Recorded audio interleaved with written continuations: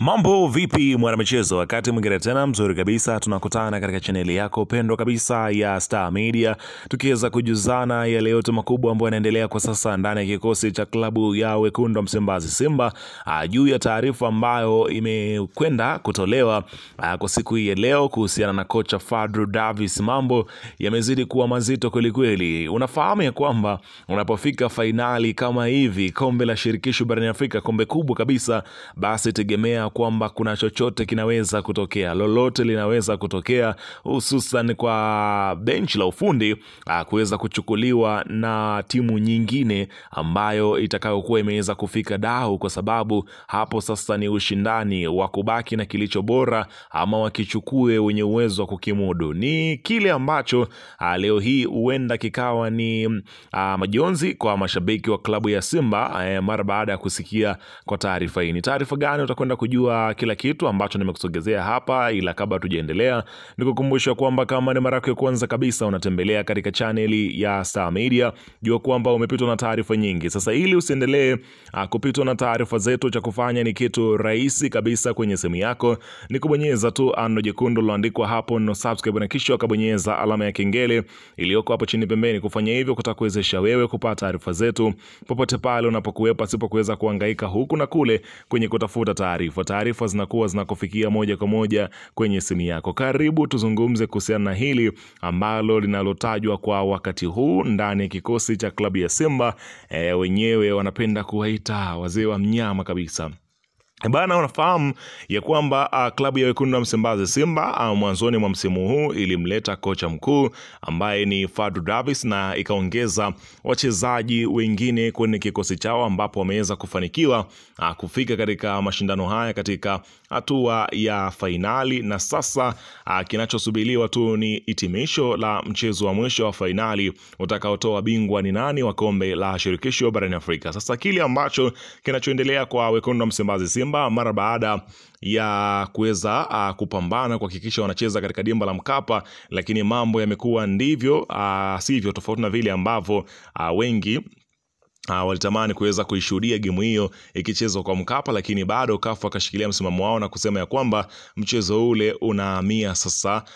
Hapa nazungumzia Amani, na kule ndo kulipangwa mara ya kwanza, na kilichobadilika tu ni muda ambao ulikuwa ni saa 12 wakaisogeza mpaka kwenye saa 10 alasiri kwa saa za Afrika Mashariki.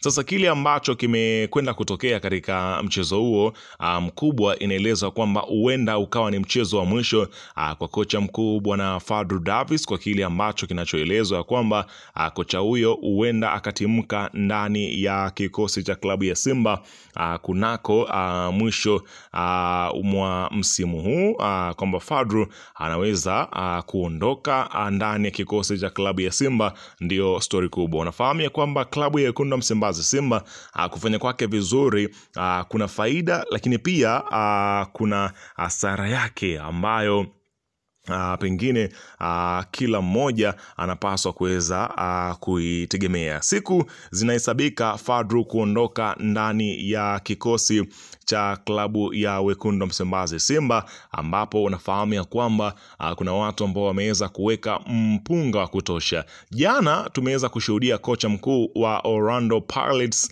akiweza kuwaaga mashabiki wa kikosi hicho pamoja na timu hiyo kwamba anaondoka kuelekea zake kule National Al Ahly. Sasa mara baada ya kutoa kwake Al Ahly, Orlando Pirates inaona mbadala na mtu sahihi wa kuweza kuchukua mikoba ya kocha wao Oliveira, basi ni kocha Fadlu Davis. Unaambiwa endapo klabu ya Simba itafanikiwa kutoa kombe la shirikisho, kuna asilimia kubwa kabisa ambayo hata wasipofanikiwa kutoa kombe hilo, basi kocha Fadlu Davis watakuwa naye tena sehemu ya msimu ujao, kwani Orlando Pirates ambao kwa sasa wameweza kuweka mkwanja mrefu ambao wanamhitaji kocha huyo. Kumbuka kwamba hii si mara ya kwanza kwa timu za Tanzania kuondokewa na makocha yake, hususan mara baada ya kuweza kuzitikisa nyavu za Afrika. Basi huwa wenye nguvu huanza kuchukua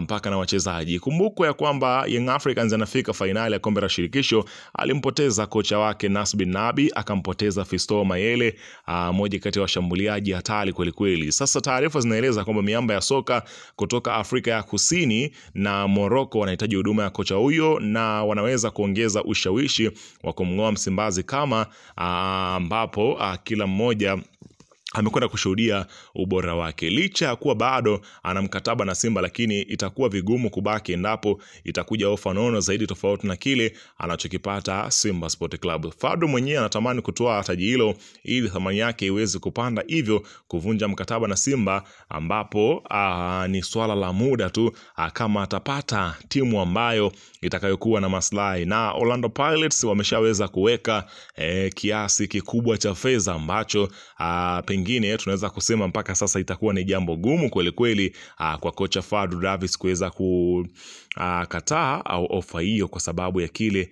ambacho kinaonekana ya kwamba pengine itakuwa ni wakati wake mzuri sasa kwenda kujisafisha kwa yale ambayo yanaendelea katika mchakato wake wa kuweza kubakia Simba. Lakini katika taarifa nyingine, wale ambao wanahisi ya kwamba kafu inawafanyia figisu Simba Sport Club, kafu inawanyonga Simba Sport Club, kafu imekuwa ikiwabeba Waarabu. Sasa Ahmed Ally ameweza kufunguka, nasema ya kwamba masuala ya kuwa kafu inainyonga Simba au tunapigwa figisu si kweli. Sababu ya kafu kutokuruhusu uwanja wa Mkapa ni kumbukumbu ya mchezo wa robo fainali, namna uwanja ulivyoharibika, na ukizingatia pia hii ni fainali. Kafu wamezingatia vitu vitatu: kwanza, ukubwa wa fainali ambayo itakuwa inatazamwa dunia nzima, na pili, thamani ya Simba ambayo siku hiyo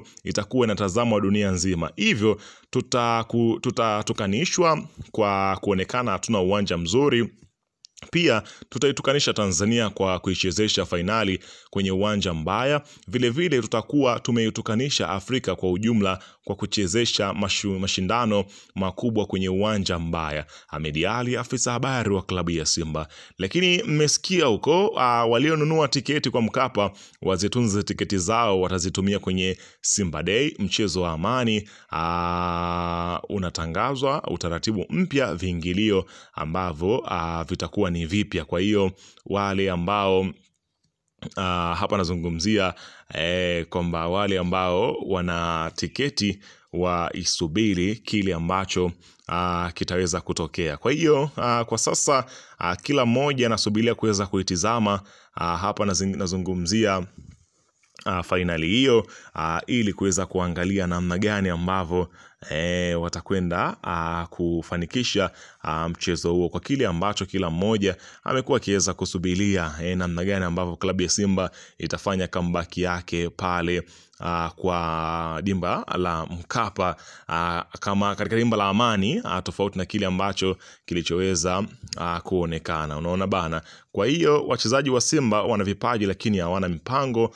Hii si kauli yangu, ni kauli ya kocha mkuu wa Balkane. Simba wana wachezaji wengi wenye vipaji sana, ila uwezo wao wa kiufundi ndio changamoto kubwa sana kwao. Ukicheza mpira wa kuwa place lazima utafanya makosa na lazima utawafunga. Kuelekea mchezo wetu wa marudiano tutaweka mbinu nzuri zaidi ili kombe lirejee Morocco, japo watatupa mechi nzuri sana, ila hatuwezi kukosa bao la ugenini.